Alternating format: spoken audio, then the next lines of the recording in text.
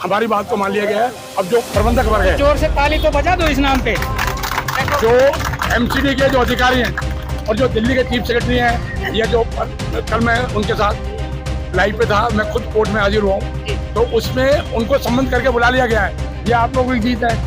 Court में अगर अधिकारियों को संबंध करके बुलाया गया आप लोगों के लिए, तो दिल्ली में झुग्गी बस्ती, गरीब बस्ती में रहने वाले वो दलित ज्यादा से ज्यादा दिल्ली में रहते हैं और गरीबों के लिए कोई खड़ा नहीं होता। यहाँ रामदास अठावले जी के जो टीम आई है, उस टीम ने कहीं ना कहीं गरीबों को एक जीत हासिल करके दी है। एक जोरदार तमाचा उनके लिए जो अपनी ताकत का गलत इस्तेमाल करते हैं। गरीबों के ऊपर अत्याचार दिल्ली में हो रहा था और एक मुंहतोड़ जवाब उन साथियों ने दिया, उन क्रांतिकारियों ने दिया, जिसका नाम बली सेना और बली सेना के राष्ट्रीय अध्यक्ष जसविंदर पहलवान जी बताया जा रहा है। यहाँ आपने पूरी वीडियो को सुना और इस वीडियो को सुनने के बाद आपको तय करना होगा, ये सरकारें वही सरकारें हैं जो गरीबों के लिए काम करने के लिए बातें तो करती है मगर गरीबों के लिए बनती है, और सरकार गरीबों के लिए बनती है तो फिर काम किसके लिए करती है। अब गरीबों को कहीं ना कहीं सहारा मिला है, जीत हासिल हुई है और जोरदार अपील जो गरीबों की थी उसको स्वीकार कर लिया गया है। गरीबों को कहीं ना कहीं मुआवजा भी मिलेगा। डीएम, एसडीएम और जितने भी अधिकारी जो इसमें लिप्त है, जो अपनी ताकत का गलत फायदा उठा रहे थे, उनके ऊपर कोर्ट से कार्रवाई होगी। अब कोर्ट से कार्रवाई होने के बाद इन गरीबों का दिल जीतने वाले नेताओं को क्या कहेंगे। कर्म प्रधान होता है, जो कर्म इन्होंने किया है तो प्रधान का जिम्मेदारी, आपका जिम्मेदारी ये बनता है कि उन गरीबों के मसीहाओं को पहचान लीजिए। दिल्ली में कहीं भी झुग्गियां टूटती है तो आप समझ लेना आपका कोई नहीं सुनता, तो ये लोग आपके लिए बैठे हैं। मेरा कहना नहीं है, आपने देखा पहले सुल्तानपुरी में झुग्गियां तोड़ी गई थी और इससे पहले तमाम झुग्गियां दिल्ली में तोड़ी गई, मगर कोई स्टे नहीं लेके आया, कोई कोर्ट में नहीं पहुंचा। क्यों? क्योंकि यहाँ पैसा चाहिए। गरीब बस्ती में रहने वाले वो लोग जो 2 वक्त की रोटी ठीक से नहीं जोड़ पाते, उनका लिवाना छीनने वाली वो सरकार है, वो अधिकारी जो भी थे, अब कोर्ट तक घसीटे जाएंगे। क्या होगा इन कोर्ट में जाने के बाद इन अधिकारियों का, आप जरूर देखना, समझना। अब कोर्ट में वो लोग जाएंगे जो जिम्मेदारी से आपके लिए, आपकी सुविधाओं के लिए बिठाए गए थे, जिनके ऊपर जुर्माना भी होगा और कोर्ट में कहीं ना कहीं उन्हें डांट भी कोर्ट से पड़ेगी। और गरीबों के साथ अब खड़े होने वाले वो योद्धा आ चुके हैं जो गरीबों के साथ हमेशा दिन रात। इस वीडियो को ज्यादा ज्यादा शेयर उन गरीबों तक, उन मजबूरों तक, उन कमजोरों तक पहुंचाइए जो आज देखते हैं हमारा सहारा बनेगा कौन। यहाँ उस भारत में सबको सहारा मिलता है, मगर अब सहारा उनको मिलेगा जिनकी छत वो अधिकारी, वो नेता छीन रहे।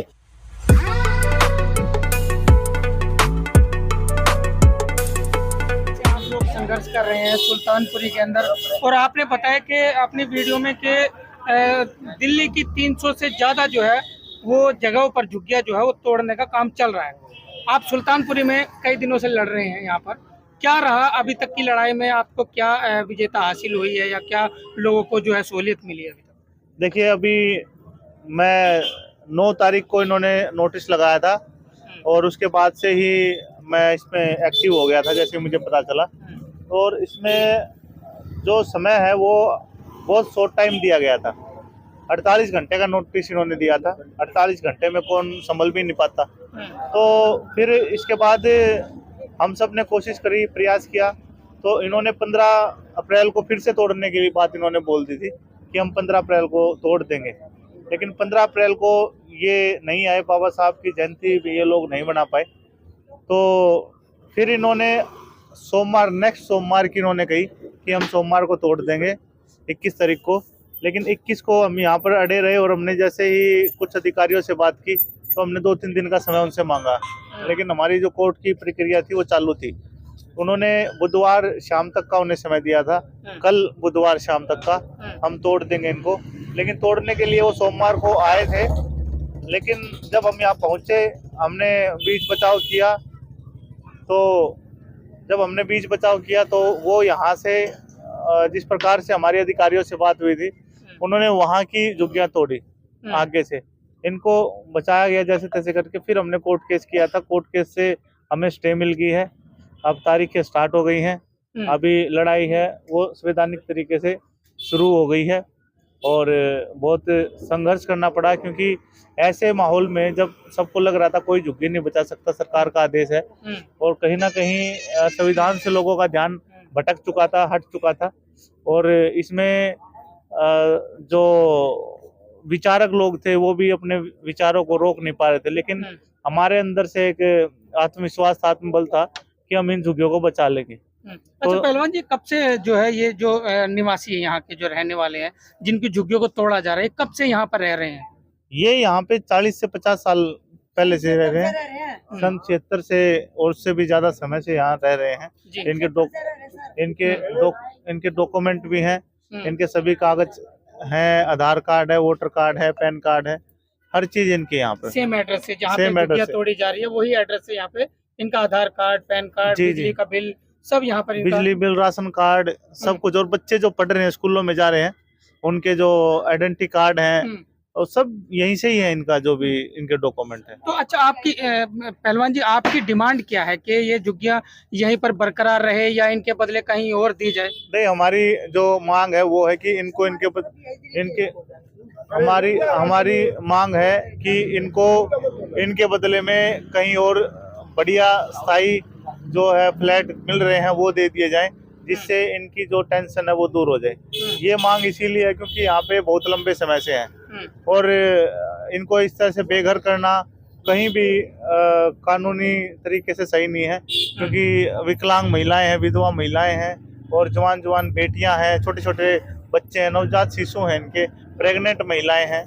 तो इस प्रकार से बेघर करना कहीं भी सही नहीं है और ये गैर संवैधानिक तरीके से। अच्छा, लोगों का ये कहना है और सरकार प्रशासन का भी ये कहना है कि ये लोग जो है सरकारी नौकरियां करते हैं, स्थायी नौकरियां करते हैं, उसके बावजूद भी ये झुग्गियां बनाकर जो है वो घेरे हुए जगह। नहीं, ये कुछ लोग हैं जो यहाँ पे कुछ लोग ऐसे हैं जिनकी सरकारी नौकरियां हैं, वो दूसरे हैं, इनमें से कोई नहीं है। इनमें से किसी की ना तो सरकारी नौकरी है, ना इनके अलावा इनका घर है, ये यहीं पे ही रह रहे हैं और ये झाड़ू पोछा बर्तन वगैरह धोगे मांज के अपने परिवार का गुजारा वसारा कर रहे हैं। जी चलिए, आगे की अगर मान लीजिए अभी आपका जो है स्टे लग गया, तो स्टे के बाद क्या आएगा क्या नहीं आएगा वो तो अभी कोर्ट में आपका मैटर है, तो इसी प्रशासन का क्या कहना है इस पर? प्रशासन जो अगर हम पुलिस प्रशासन की कहें तो उनका तो कोई इसमें है ही नहीं, उनको तो आगे से आदेश मिला और उन्होंने अपना कार्य किया है। और इसमें जो लिखित में जो हमें पता चला है, लिखित में जो यहाँ के विधायक हैं, जो अहलावत है, मुकेश अहलावत, उन्होंने लिखित में दिया है कि ये यहाँ पे रास्ता रोक रहे हैं, इनको यहाँ से हटाया जाए। और भी कुछ लिख के दिया होगा, मुझे इतना मालूम नहीं है, लेकिन उनको विधायक को इतनी अकल नहीं है, उस मंदबुद्धि व्यक्ति मैं उसे कहूँगा कि उसको इतनी अकल नहीं है कि इनको इसकी जगह कहीं और पर इनकी व्यवस्था करनी चाहिए। तो ये कोई बात नहीं होती कि जिस प्रकार से इनको बेघर करने की वो कोशिश कर रहा है, इनको निकालने की कोशिश कर रहा है। एक विधायक जो है अपने एरिया का मुख्य व्यक्ति होता है और उसे ही अपने आसपास की अपने जो मतलब अपने वोटरों की, अपने निवासियों की जो है वो व्यवस्था करनी चाहिए, अपनी विधानसभा की चिंता उसे करनी चाहिए। और इस प्रकार से वो घूमने के लिए बाहर चला गया, ये सही नहीं है। उसका काम है चिंता करना, उसका काम है यहाँ के लोगों की व्यवस्था करना, सड़क नालियां घर हर तरीके से उनके बारे में सोचना, रोजगार से उनके बारे में सोचना। लेकिन वो अपने जो उसका संवैधानिक पद है उससे वो लापरवाही कर रहा है, ये सही नहीं है। अच्छा, जिस तरीके से जो है पूरी दिल्ली में आप देख सकते हैं कि बुलडोजर जो है वो चल रहा है और सख्त निर्देशों के साथ में जो बुलडोजर चल रहा है, ऑटो वालों को भी परेशान किया जा रहा है, ई रिक्शा को भी परेशान किया जा रहा है, रेहड़ी पटरी है, सभी को जो है परेशान किया जा रहा है। हमारे साथ में है जो पार्टी के लोग भी यहाँ पर बैठे हैं, तो उनसे हम बात करने की कोशिश करेंगे। जी, अपना प्रदेश उपाध्यक्ष हूँ Republican party of India Athawale party से। माननीय रामदास अठावले साहब जो भारत सरकार में केंद्रीय राज्य मंत्री हैं और मजदूरों, गरीबों के और असहाय लोगों के हम आवाज उठा रहे हैं।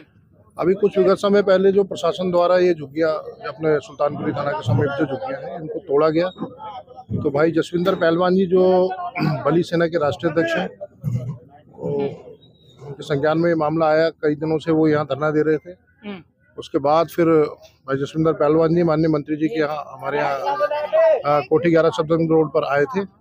जो मंत्री जी के संज्ञान में ये मामला आने के बाद और मंत्री जी के आदेशानुसार हम पार्टी के स्तर से हम लोगों ने इसको आवाज़ को बुलंद किया और उसके बाद हमारे पार्टी के जो हमारी पार्टी के और हमारे मंत्री जी के OSD पूर्व OSD और तत्काल में चीफ लाइजन ऑफिसर हैं मीर सिंह जी, उनके द्वारा हाई कोर्ट से इसमें कार्रवाई की गई और कल इसमें हाई कोर्ट से स्टे आया हुआ है और सुचारू रूप से इस लड़ाई को हम जारी रखेंगे कि दिल्ली में कहीं पर भी कोई झुग्गी को ना तोड़ा जाए। प्रदेश सचिव रिपब्लिकन पार्टी ऑफ इंडिया जो कि माननीय मंत्री रामदास अठावले जी की है। सर आप हरियाणा से आए हैं और बड़ा अच्छा लगा आप दिल्ली में आकर जो है मैं गरीब लोगों की जो है वो मदद के लिए आए हैं। मैं पहले भी आया था, 15 तारीख को सभी से मिलके भी गए थे, 1 to 1 बात भी करी थी। देखो रोटी कपड़ा और मकान ये सुविधाएं बेसिक सुविधाएं हैं और मैंने पहले भी कहा था कि किसी के पास भी कोई जगह नहीं है या कुछ भी नहीं है, ये कोविड ने एग्जाम्पल भी दिया है।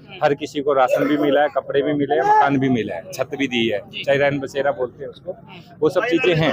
और ऑलरेडी जब आज बात करें तो 40 साल में लगभग सभी सरकारें आ चुकी है, चाहे कांग्रेस थी चाहे भाजपा थी, अभी भाजपा आई है, बीच में पीछे आम आदमी पार्टी थी, सभी सरकारें आई हैं, तब उनको दिखाई नहीं दिया, आज क्यों दिखाई दे रहा है? पहला पॉइंट। दूसरी पॉइंट ये है कि जब इनसे सब कुछ लिया जा रहा है, वोट इनसे लिया जा रहा है, सब कुछ जो इनके किसी के रोड के ऊपर अगर एड्रेस डाल देंगे तो एड्रेस क्या वैसे बना देंगे? एड्रेस की इसके मतलब आइडेंटिफाई कुछ नहीं कर सकते, इसका मतलब नागरिक नहीं है ये। जो हम लोग भी हमारे अपने घरों में बैठे, इसका मतलब तो हम भी बेघर हैं। जब आईडी प्रूफ ही तो माना जाता है ना, इनके पास वोटर कार्ड है, राशन कार्ड है, आधार कार्ड है, इनके पास स्कूल के सर्टिफिकेट में नाम इनके अपने हैं, आइडेंटिटी कार्ड में स्कूल में बच्चा जाता है उसमें एड्रेस यहाँ का डला हुआ है। हर चीज पे एड्रेस होने के बावजूद भी अगर उसको बोलोगी कि उसका पास घर नहीं है या उसकी जगह नहीं है, तो ये तो प्रशासन या सरकार की कहीं ना कहीं नाकामयाबी दिखाई देती है। जी धन्यवाद। अच्छा मैम, आप एक महिला है और महिलाएं यहाँ पर आपके पीछे जो है बहुत सारी महिलाएं खड़ी हैं और हाथ में माँ सावित्री बाई फुले, बाबा साहब और मतलब तमाम महापुरुषों के जो है, शाहू जी महाराज है, सबकी तस्वीरें लेकर खड़े हैं। ये लोग गरीब हैं, अपना मेहनत करके मजदूरी करके जो है वो पालन पोषण कर रहे हैं, उसके बावजूद भी जो है सरकारें इनसे वोट लेती है और वोट लेकर जो है इनको ही प्रताड़ित करने का काम करती है। जैसे ही सरकार आती है और वैसे ही झुग्गियों पर बुलडोजर चलता है। क्या कहेंगे इस पर? सर मैं दिल्ली प्रदेश आरपीआई सचिव उद्दीप लता रानी, अपनी ट्रस्ट भी चलाती हूँ केसीए फाउंडेशन।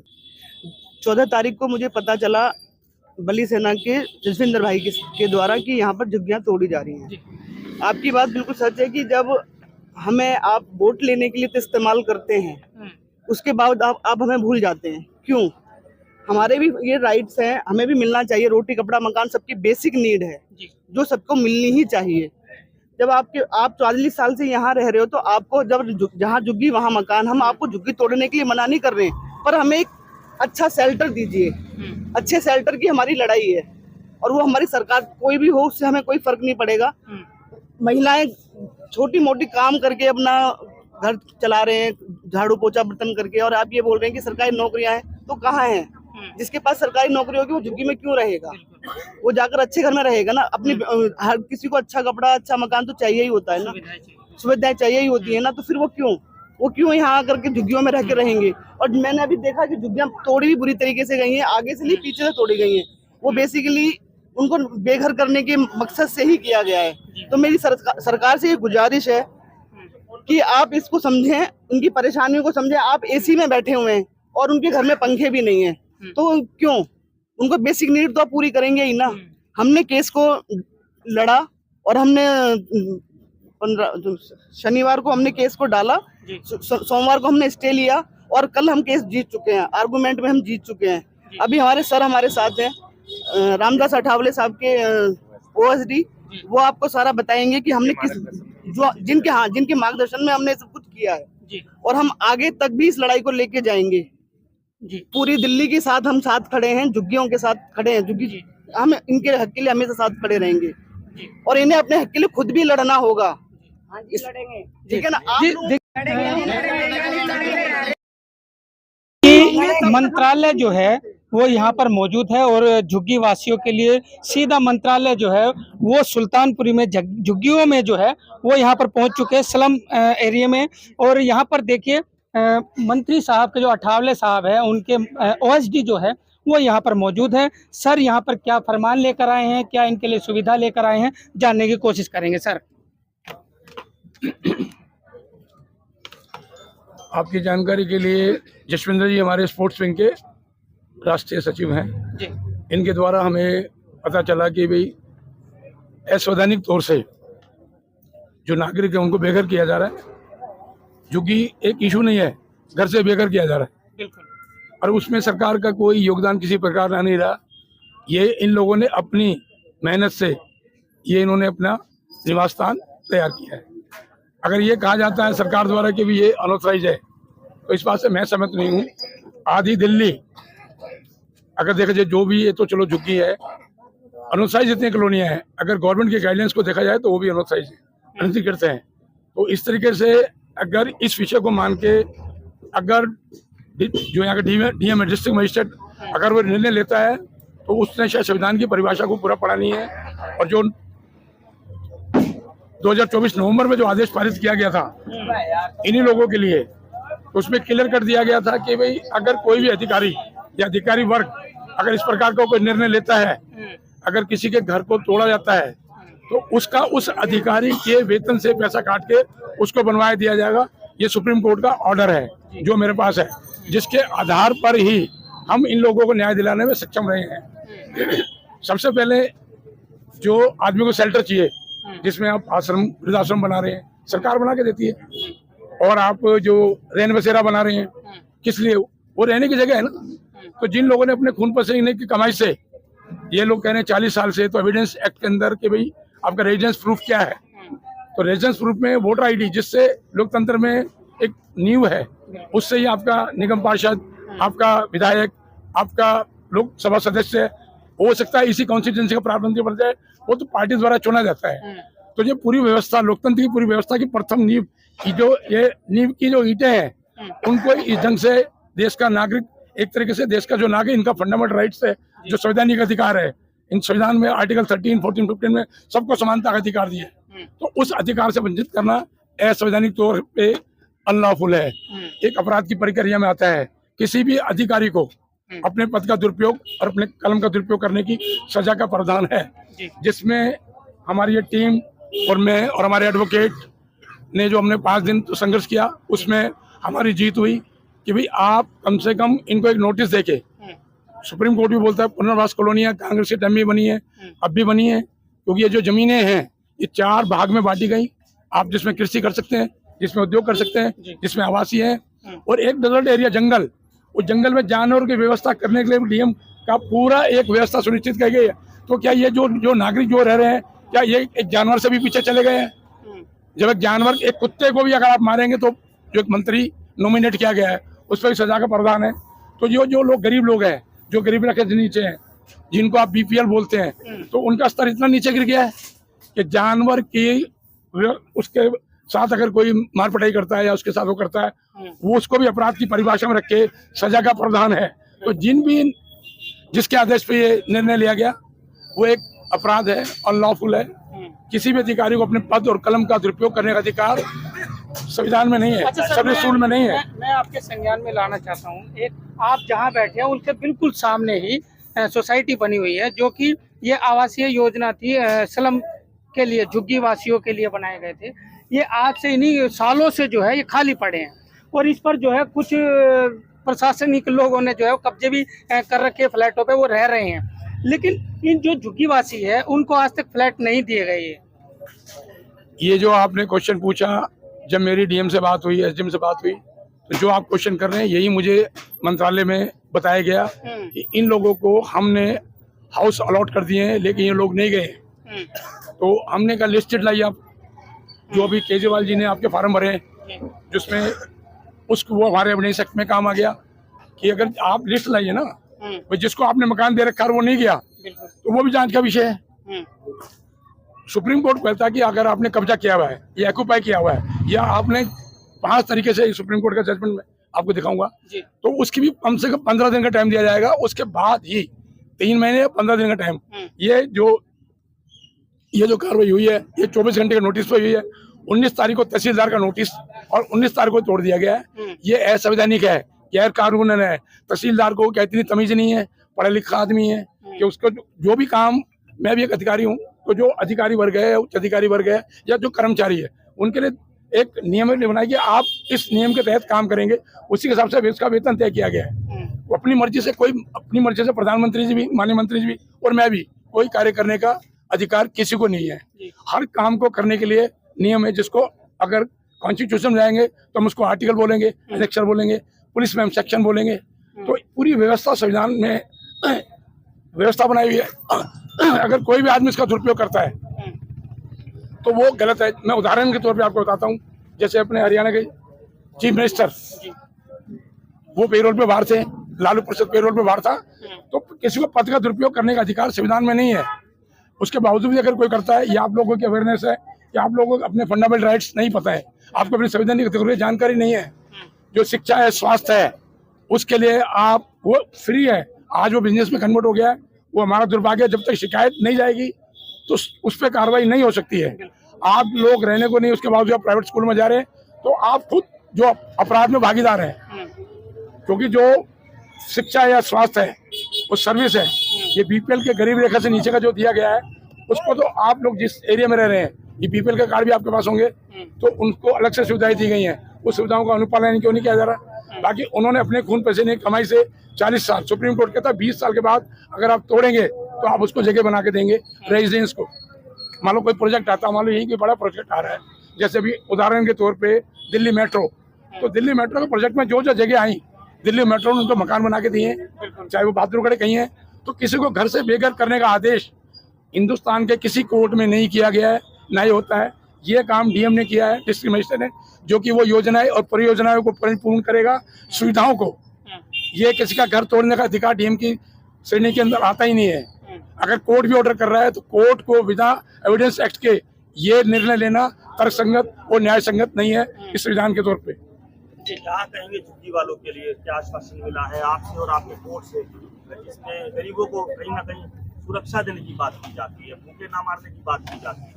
क्या कहेंगे सर इनके बारे में? बताइए, जनता सुनना चाहती है, दिल्ली की जनता जब ये जो इन लोगों की शिकायत या इनकी अपील हम लोगों के पास आई, तो उसी में मैंने पूरी टीम को हमने अपने कार्य पे लगा दिया, क्योंकि पार्टी का काम पार्टी के लोग करेंगे, कोर्ट का काम कोर्ट करेगा, मीडिया का काम मीडिया करेगा। मैं एक अधिकारी के रूप में जो गवर्नमेंट की जो गाइडलाइंस है, जो इनके संवैधानिक अधिकार हैं, सुप्रीम कोर्ट का ये जो जजमेंट है, ये आप इसको स्कैन कर लें,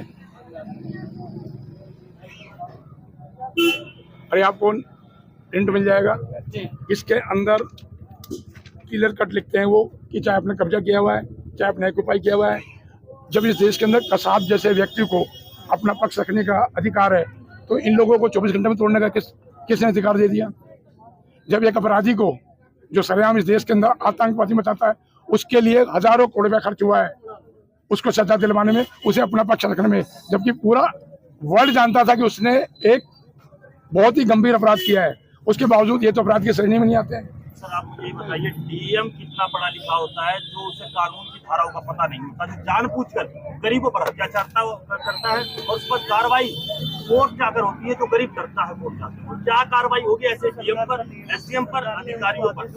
आप बताइए, जानबूझकर जो गरीबों पर अत्याचार करेगा उस पर क्या कार्रवाई आप लोग करवाओगे? और आपके अधिकारी, आपके नेता, आपकी दिल्ली की राजनीति में बैठी हुई सीएम रेखा, अभी जो ये केस अभी जिस डेट में आपका जो दिल्ली के जितने भी मेन अधिकारी हैं, चीफ सेक्रेटरी वगैरह, सबको समन जारी हो गया, सबको कोर्ट में हाजिर होना पड़ेगा आप लोगों के लिए। उसमें मेरी टीम ने और मैंने जो प्रयास किया है, ये एक ऐसी चीज थी जिसमें मानवता के नाते मुझे आपके साथ आना पड़ा, अधिकारी के रूप में नहीं, किसको घर से बेघर करना, क्योंकि मैं भी आप लोगों के बीच से यहाँ तक पहुँचा हूँ। मैं भी गरीब खानदान दलित समाज से हूँ, तो मुझे अपने परिवार, मेरे परिवार में आज भी ऐसे लोग जो इस स्थिति में रह रहे हैं, तो एक अधिकारी के रूप में मुझे उन लोगों को भी वो एहसास हुआ कि आज जो मैं कर रहा हूँ उनके लिए कर रहा हूँ। मैंने हाई कोर्ट के अंदर अपना आई कार्ड निकाल के दे दिया था जज को, यू टेक एक्शन, लेकिन मुझे इनके लिए खड़ा होना पड़ेगा। आप जो सजा देना चाहें मुझे दे सकते हैं। अभी आपने की डीएम साहब की बात, तो ये सब दायरे हैं इनके। जैसे एक प्रशासनिक अधिकारी जो आपका डीएम है, वो आईएएस ऑफिसर होता है, वो पुलिस का जो होता है वो आईपीएस होता है, वो पुलिस अधिकारी होता है। एक जिले को चलाने के लिए ये छोटी व्यवस्था है। और जो आपका जो जिलाधिकारी है, वो योजनाओं पे काम करेगा, वो किसी को नुकसान पहुंचाने का उसको अधिकार नहीं है। जिनको आप योजनाएं, परियोजनाएं, चाहे शिक्षा है, चाहे स्वास्थ्य है, चाहे सफाई है, वो उसका पूरा ध्यान रखेगा।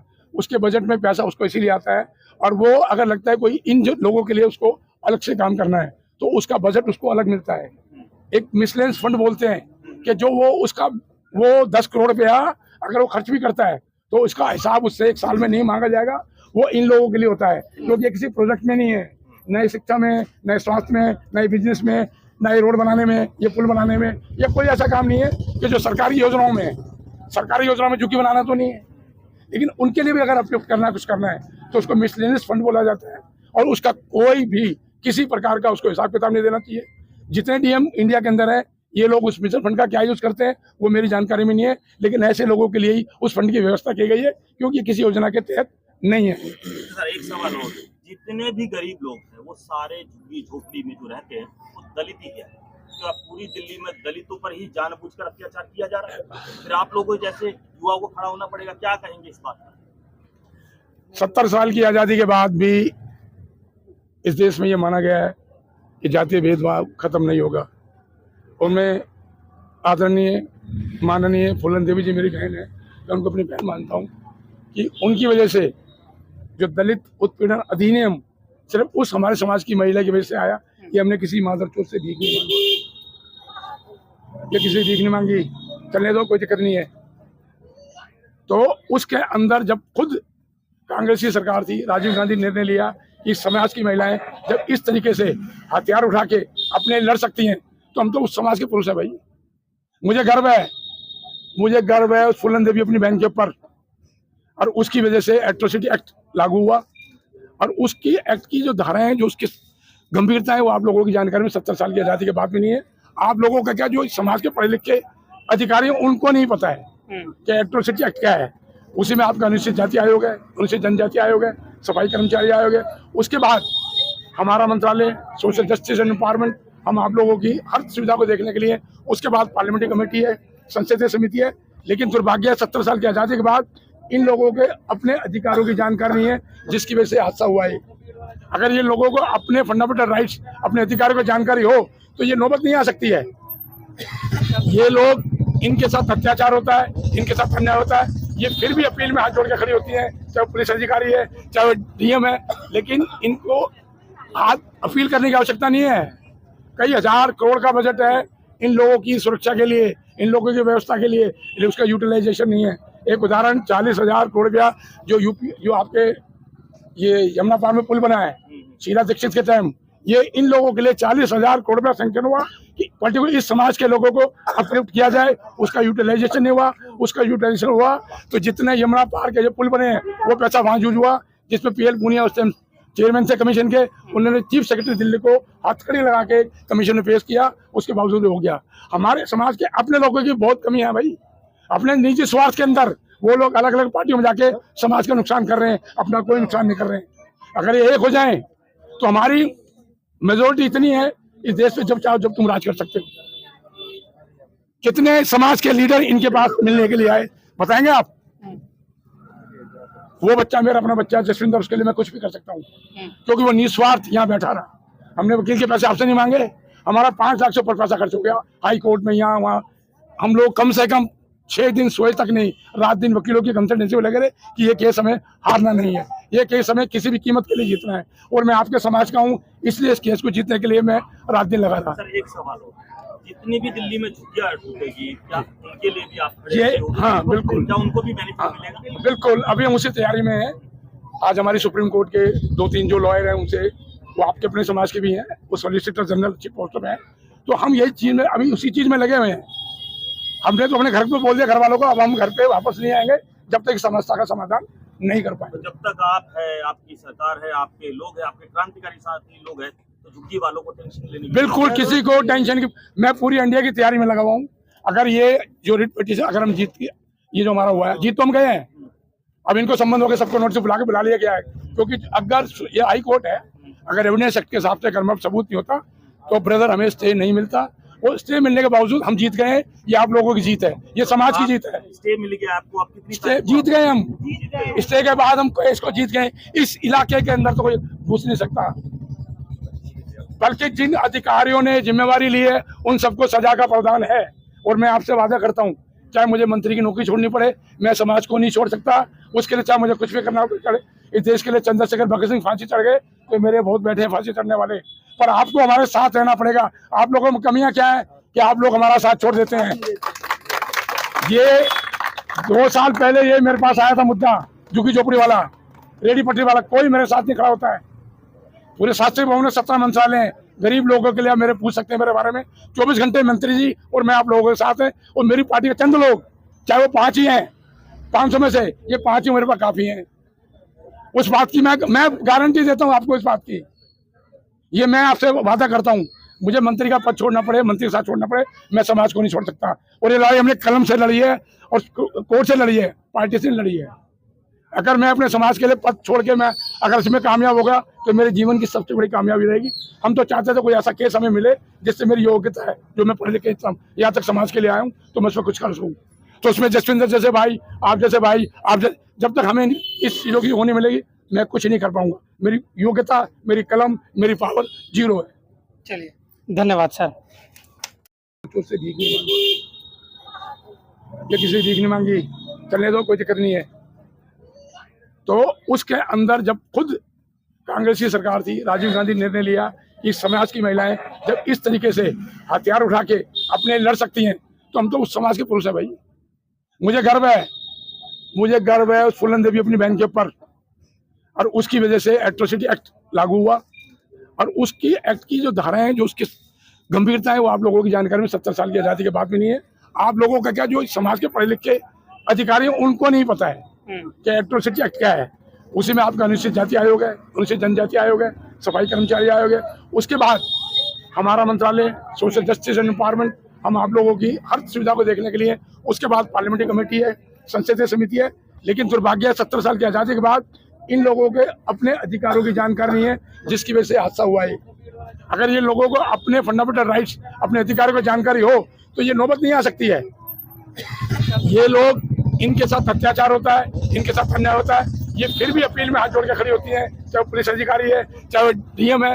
लेकिन इनको हाथ अपील करने की आवश्यकता नहीं है। कई हजार करोड़ का बजट है इन लोगों की सुरक्षा के लिए, इन लोगों की व्यवस्था के लिए, लेकिन उसका यूटिलाइजेशन नहीं है। एक उदाहरण, 40,000 करोड़ रुपया जो आपके ये यमुना पार में पुल बना है शीला दीक्षित के टाइम, ये इन लोगों के लिए 40,000 करोड़ रुपया सैंक्शन हुआ कि पर्टिकुलर इस समाज के लोगों को अपलिफ्ट किया जाए। उसका यूटिलाइजेशन नहीं हुआ। उसका यूटिलाइजेशन हुआ तो जितने यमुना पार के जो पुल बने हैं, वो पैसा वहाँ यूज हुआ, जिसमें PL पूनिया उस टाइम चेयरमैन से कमीशन के, उन्होंने चीफ सेक्रेटरी दिल्ली को हथकड़ी लगा के कमीशन में पेश किया, उसके बावजूद हो गया। हमारे समाज के अपने लोगों की बहुत कमी है भाई। अपने निजी स्वार्थ के अंदर वो लोग अलग अलग पार्टियों में जाके समाज का नुकसान कर रहे हैं, अपना कोई नुकसान नहीं कर रहे हैं। अगर ये एक हो जाए तो हमारी मेजोरिटी इतनी है इस देश में, जब चाहो जब तुम राज कर सकते हो। कितने समाज के लीडर इनके पास मिलने के लिए आए, बताएंगे आप? वो बच्चा मेरा अपना बच्चा जसविंदर, उसके लिए मैं कुछ भी कर सकता हूँ, क्योंकि वो निस्वार्थ यहाँ बैठा रहा। हमने वकील के पैसे आपसे नहीं मांगे, हमारा 5 लाख से ऊपर पैसा खर्च हो गया हाई कोर्ट में, यहाँ वहाँ। हम लोग कम से कम 6 दिन सोए तक नहीं, रात दिन वकीलों की कंसल्टेंसी में लगे रहे कि ये केस हमें हारना नहीं है, ये केस हमें किसी भी कीमत के लिए जीतना है। और मैं आपके समाज का हूँ, इसलिए इस केस को जीतने के लिए मैं रात दिन लगा रहा। सर, एक सवाल हो, जितनी भी दिल्ली में झुग्गियां टूटेगी, क्या उनके लिए भी आप ये, हाँ बिल्कुल, क्या उनको भी बेनिफिट मिलेगा? बिल्कुल, अभी हम उसी तैयारी में हैं। आज हमारी सुप्रीम कोर्ट के 2-3 जो लॉयर हैं, उनसे, वो आपके अपने समाज के भी हैं, वो सॉलिसिटर जनरल चीफ पोस्ट में है। तो हम यही चीज में, अभी उसी चीज में लगे हुए हैं। हमने तो अपने घर पे बोल दिया घर वालों को, अब हम घर पे वापस नहीं आएंगे जब तक समस्या का समाधान नहीं कर पाएंगे। जब तक आप है, आपकी सरकार है, आपके लोग हैं, आपके क्रांतिकारी साथी लोग हैं, तो झुग्गी वालों को टेंशन लेनी बिल्कुल किसी को टेंशन की, मैं पूरी इंडिया की तैयारी में लगा हुआ हूँ। अगर ये जो रिट पिटीशन, अगर हम जीत, ये जो हमारा हुआ है, जीत तो हम गए हैं। अब इनको संबंध होकर सबको नोटिस बुला के बुला लिया गया है, क्योंकि अगर ये हाई कोर्ट है, अगर एविडेंस एक्ट के हिसाब से कर्म सबूत नहीं होता तो ब्रदर हमें स्टे नहीं मिलता। वो स्टे मिलने के बावजूद हम जीत गए हैं। ये आप लोगों की जीत है, ये समाज की जीत है। स्टे मिल गया आपको, आप कितनी स्टे जीत गए हम, स्टे के बाद हम केस को जीत गए। इस इलाके के अंदर तो कोई घुस नहीं सकता, बल्कि जिन अधिकारियों ने जिम्मेवारी ली है उन सबको सजा का प्रावधान है। और मैं आपसे वादा करता हूँ, चाहे मुझे मंत्री की नौकरी छोड़नी पड़े, मैं समाज को नहीं छोड़ सकता। उसके लिए चाहे मुझे कुछ भी करना पड़े। इस देश के लिए चंद्रशेखर भगत सिंह फांसी चढ़ गए, तो मेरे बहुत बैठे हैं फांसी चढ़ने वाले, पर आपको हमारे साथ रहना पड़ेगा। आप लोगों में कमियां क्या है कि आप लोग हमारा साथ छोड़ देते हैं। ये 2 साल पहले ये मेरे पास आया था मुद्दा, झुग्गी झोपड़ी वाला, रेडी पटरी वाला, कोई मेरे साथ नहीं खड़ा होता है। पूरे शास्त्री भवन में 17 मंत्रालय हैं, गरीब लोगों के लिए आप मेरे पूछ सकते हैं मेरे बारे में। 24 घंटे मंत्री जी और मैं आप लोगों के साथ हैं, और मेरी पार्टी के चंद लोग, चाहे वो 5 ही हैं 500 में से, ये 5 ही मेरे पास काफी हैं। उस बात की मैं गारंटी देता हूँ आपको, इस बात की, ये मैं आपसे वादा करता हूँ। मुझे मंत्री का पद छोड़ना पड़े, मंत्री के साथ छोड़ना पड़े, मैं समाज को नहीं छोड़ सकता। और ये लड़ाई हमने कलम से लड़ी है और कोर्ट से लड़ी है, पार्टी से लड़ी है। अगर मैं अपने समाज के लिए पद छोड़ के मैं अगर इसमें कामयाब होगा तो मेरे जीवन की सबसे बड़ी कामयाबी रहेगी। हम तो चाहते थे कोई ऐसा केस हमें मिले जिससे मेरी योग्यता है, जो मैं पढ़े लिखे यहाँ तक समाज के लिए आया हूँ, तो मैं उसमें कुछ कर सकूँ। तो उसमें जसविंदर जैसे भाई, आप जैसे भाई, जब तक हमें इस चीज़ों की होने मिलेगी, मैं कुछ नहीं कर पाऊंगा। मेरी योग्यता, मेरी कलम, मेरी पावर 0 है। चलिए, धन्यवाद सर। ये बीजेपी का भी नारा था, माननीय प्रधानमंत्री के पोस्टर यहाँ लगे होंगे, उसके बावजूद ये हुआ, वो बड़े दुख का विषय है। और ये चीजें 40 साल पहले से ही हैं कि जैसे जितनी जैसे कॉलोनियां बनी हैं, ये उसी का पुनर्वास कॉलोनी का एक मंत्रालय बना हुआ है, लेकिन सबका सब एक दिखावे के रूप में आ गया है। तब मुझे एक अधिकारी रूप में आप लोगों के बीच में आना पड़ा है, और मैं और मेरी पूरी टीम हम आप लोगों के साथ हैं। और इसको ये आप केस जीत चुके हैं, इसलिए नहीं है, हम केस जीत गए हैं, हमारी बात को मान लिया गया है। अब जो प्रबंधक वर्ग है, जोर से ताली तो बजा दो इस नाम पे। जो एमसीडी के जो अधिकारी हैं और जो दिल्ली के चीफ सेक्रेटरी हैं, या जो कल मैं उनके साथ लाइव पे था, मैं खुद कोर्ट में हाजिर हुआ हूँ, तो उसमें उनको संबंध करके बुला लिया गया है। ये आप लोगों की जीत है। कोर्ट में अगर अधिकारियों को संबंध करके बुलाया गया आप लोगों के लिए, तो जीती तो है आप लोगों की, हार थोड़ी है। अगर ये हर स्टे नहीं होता, अगर हम नहीं जीतते, अब अधिकारियों को, डीएम वगैरह सबको संबंध करके बुला लिया है, दिल्ली के चीफ सेक्रेटरी को 9 लोगों को संबंध हुआ है कोर्ट में हाजिर होने के लिए। वो ये साबित नहीं कर पाएंगे कि ये गलत हुआ। अगर ये गलत होता तो हमें स्टे नहीं मिलता, अगर गलत होता तो हम जीतते नहीं। अब हमारी जीत है तभी तो अपराधी बनाकर बुलाया गया ना। तो हमारा ये तीसरा स्टेप है। पहला स्टेप हम डायरी करा गए, दूसरा स्टेप हम स्टे करा गए, तीसरा स्टेप हमने हाई कोर्ट में अपनी बात को मनवा लिया, चौथा स्टेप सबको संबंध करके कोर्ट में बुला लिया गया। चलिए, ये एक बहुत बड़ी बात